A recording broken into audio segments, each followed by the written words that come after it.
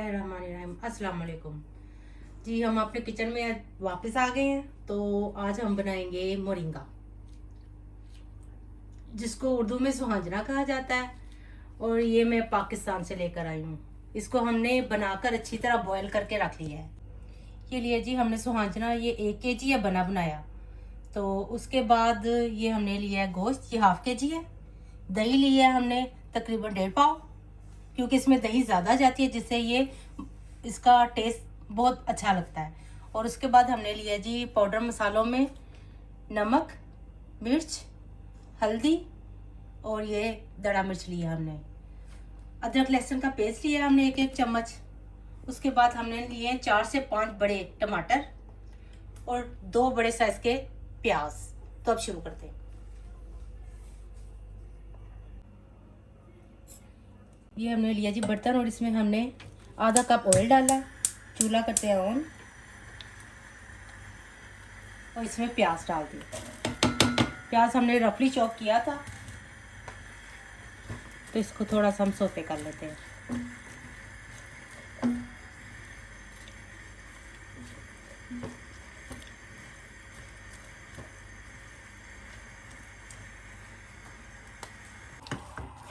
प्याज को हमने बहुत ज़्यादा नहीं करना, तो इसी में हम डाल देते हैं अदरक लहसुन की पेस्ट।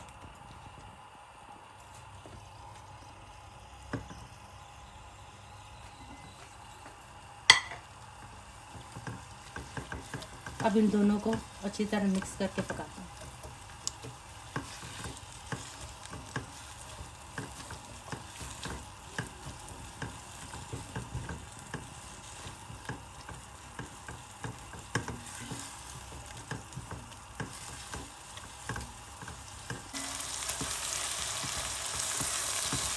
इसको हमने सौते कर दिया। अब इसमें हम गोश्त डालते हैं।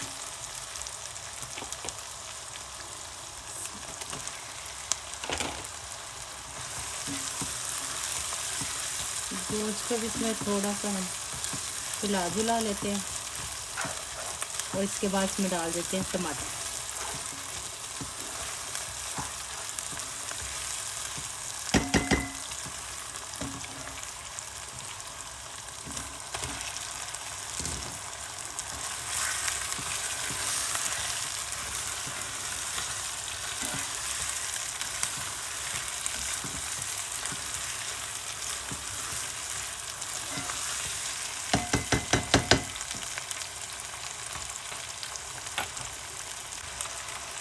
अब इसमें डालते हैं पानी, तकरीबन 2 गिलास।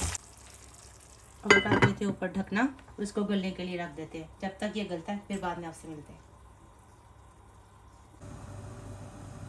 देखते हैं जी इंडिया की क्या सूरत हाल है।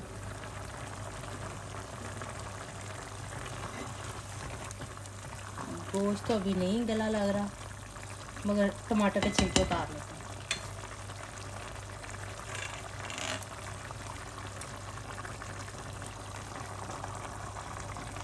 ये इतने बड़े टमाटर डालने का मकसद ही यही होता है कि टमाटर के छिलके आसानी से ये देखें उतर जाते हैं।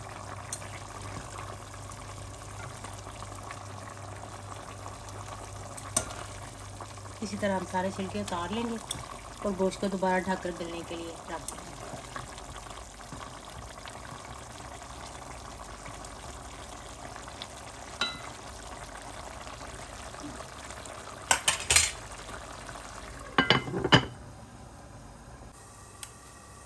गोश्त को पड़े काफ़ी देर होगी। अब देखते हैं।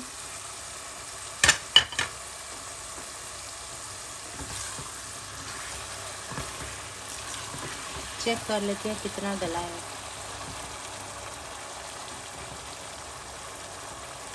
थोड़ी सी कसर बाकी है, मगर हम इसे भून लेंगे क्योंकि स्वांजने के साथ भी इसने गलना है, तो फिर वो मिक्सी ना हो जाए। अब इसलिए अब इसमें डालते हैं नमक, मिर्च और हल्दी।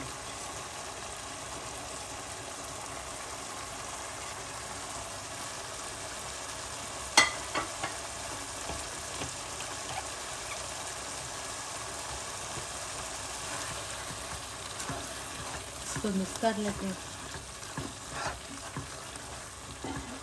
और गोश्त को अच्छी तरह भून लेते हैं।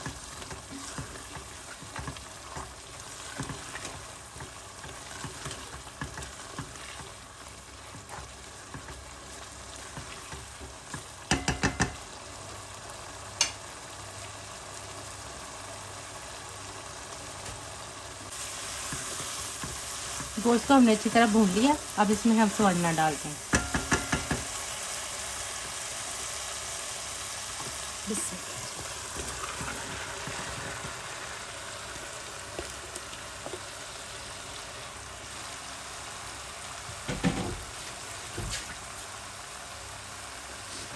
इसको करते हैं मिक्स। इसमें हल्की हल्की बर्फ़ जमी हुई है, तो इसको हम मिक्स करके थोड़ी देर के लिए रख देते हैं।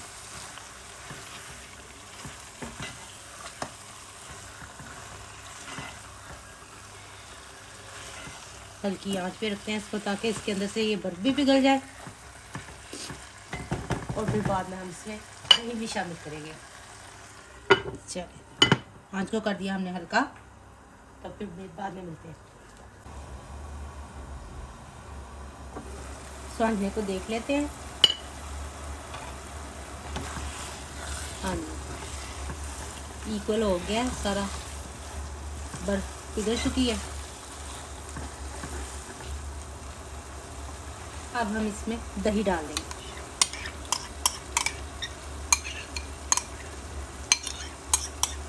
ये हल्का सा कड़वा होता है, जिसकी वजह से इसमें टमाटर और दही ज़्यादा जाता है, और दही से ये नरम नरम भी बनता है, हार्ड नहीं होता।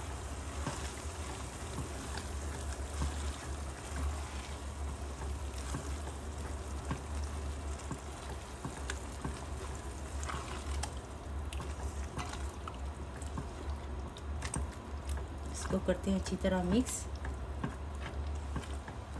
और दरमियानी आंच पर इसको भी रख देते हैं, ताकि ये दही सूख जाए और भूनने पर आ जाए। फिर हम इसको अच्छी तरह भून कर रख लेंगे। आंच को दरमियाना कर देते हैं और फिर आपको दिखाते हैं। देखते हैं जी हम अपनी हंडिया को, इसको अच्छी तरह भून लेते हैं। पानी बिल्कुल खुश्क हो चुका है और दही भी। थोड़ी सी आंच को करते हैं हम तेज़, इसको अच्छी तरह भून लेते हैं, क्योंकि गोश्त भी गल चुका है तकरीबन।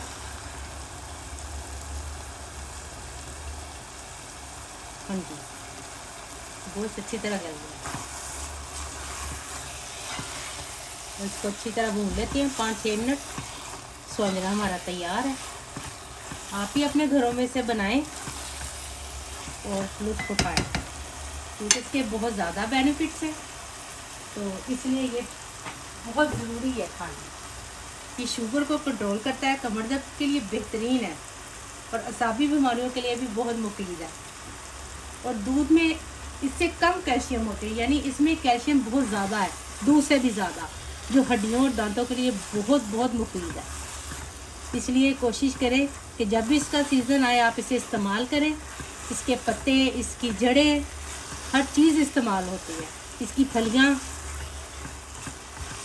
कोशिश करें इससे ज़्यादा से ज़्यादा फ़ायदा उठाएं।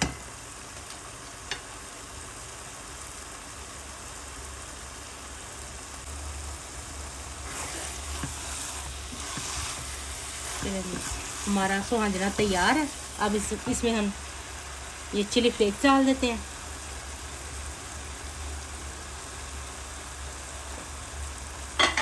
मिक्स करते हैं इसको और डिश आउट करके आपको दिखाते हैं।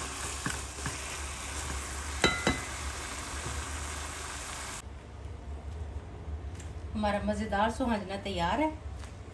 तो आप लोग भी अपने घरों में से ज़रूर ट्राई करें और खाएं।